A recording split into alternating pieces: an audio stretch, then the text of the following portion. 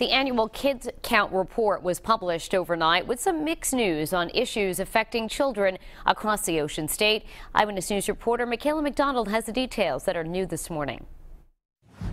This year's Kids Count Factbook will be released at a breakfast event later this morning. We're taking an early look at some of the new statistics on Rhode Island children. And these statistics were released by Rhode Island Kids Count, an advocacy group that works to improve the lives of children in areas like health, safety, and education. And here are some of the findings this year.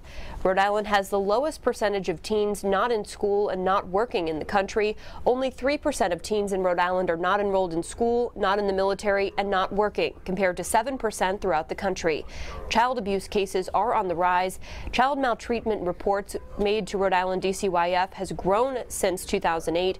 Rhode Island is the third best in the nation for children under 19 having health insurance. Just 1.9% under the age of 19 don't have it, compared to 4.5% in the U.S. And more high school students consider themselves obese, 15% in 2017 compared to 11% in 2007. Rhode Island has the highest percentage of single-parent families in New England, and childhood lead poisoning has fallen 60 percentage points in the inner cities since 2001. And if you'd like to learn more about this year's statistics, my colleague Dan McGowan has a full story posted for you right now on WPRI.com. Michaela McDonald, Eyewitness News.